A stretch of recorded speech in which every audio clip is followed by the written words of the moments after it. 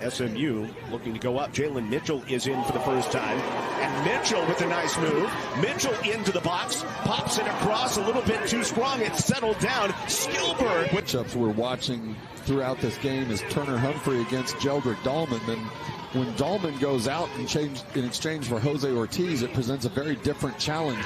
So far, Turner Humphrey has been up for every challenge he's faced in the back end for Oregon State. His way past Mitchell, out top, and held by Bedouret. But Skilberg able to take it away for SMU. Of an attacking mindset toward the ball than they were at first.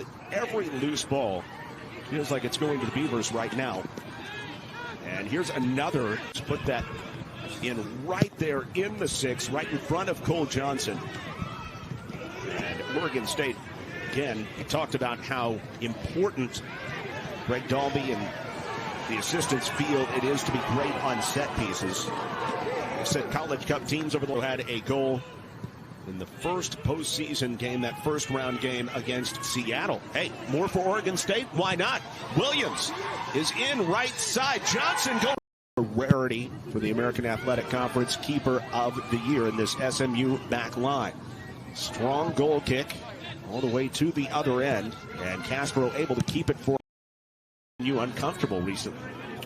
Right, and here you force Pino to play it back to Cole Johnson, so he can't use his hands, and he has to play a wet ball, and it ends up going straight up in the air, almost a very dangerous chance. Here's again. Ferry. How do the Mustangs bounce back? Otherwise, it is going to be Oregon State on to the round of 8, the quarterfinals, after this team at times this season has had some they've had up and down moments for sure, but they are playing their best soccer of the season right now. Here's Neve Berkovitz on a takeaway. See if SMU can get something out of it. Out to Petraeus, who had a good first half. Petraeus trying to play it. Get another one here. It's Pino. Whistling it toward the goal. It is off the bar. Kept alive inside and over the top by Castro.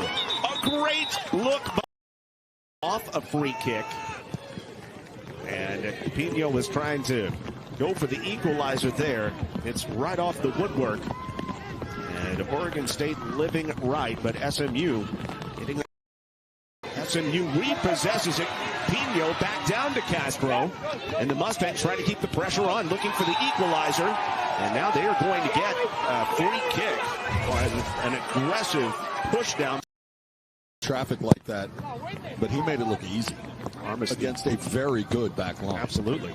First team all Pac-12 member. You know, part of really the only experience for this OSU team.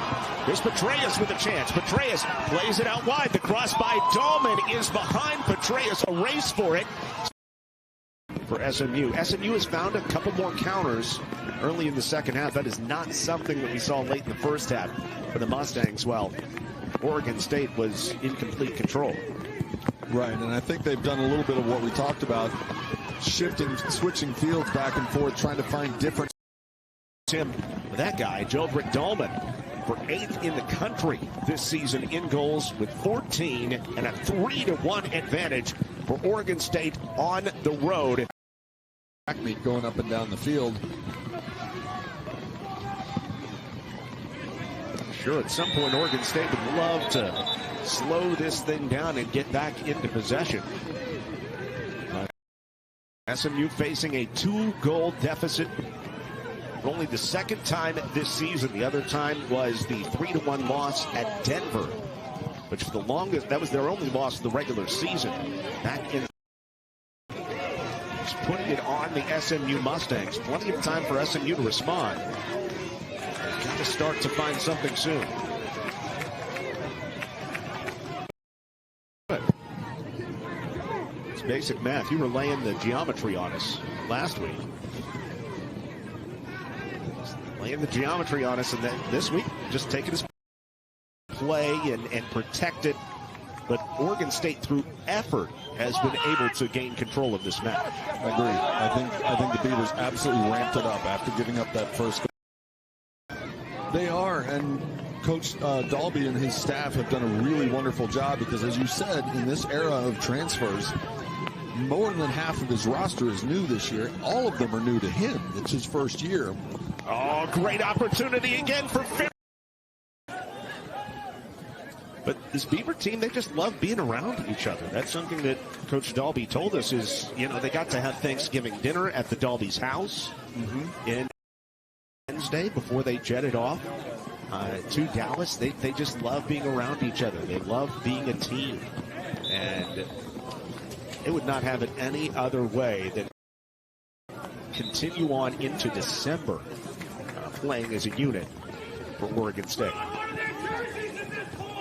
And it's going to be incredibly tough travel, though, for Oregon State to the left coast and then having to go off to the right coast after that, one way or the other. But if any team can do it, I think it's Oregon State.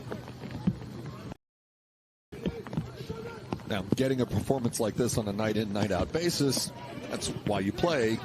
Obviously, you don't get the same performance in every game. But, boy, the Beavers have been...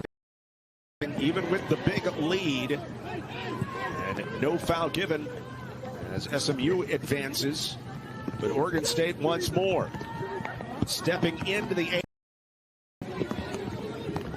one of those nights where nothing seems to be working, or the other team, everything seems to be working, and it kind of feels like both of those have been the case, which is why it's... Yeah, when you get two great teams together like this, I don't think a result like this can happen without everything working in one team's favor. And that is, like you said, everything bouncing Oregon State's way. And in many cases, things just not being right for the SMU Mustangs. Right, and this is going to be a game where... And SMU has not been able to cut into the lead one moment. And it really is. Yeah, and who knows how things would have changed if the ball, instead of Castillo, had ended up in... may or may not be awaiting the Beavers after tomorrow night's game with Hofstra. I mean, that conference is loaded, and that can have the same kind of effect for SMU. On the ground, back outside, and Huth got a chance at a one-timer. 2.5 to play. On the one. Mustangs have a lot of firepower returning next season. Kieran Pino is one. He'll be entering his 4th year. We'll also have a COVID year to play if he chooses to. So this sets up to be an extremely good Oregon State team next year. I just am amazed when coaches are able to come in and expectation, get that culture going. And Oregon State's culture has taken a jump forward even tonight as a result of this big win over SMU. But it was building to this point. Maybe tonight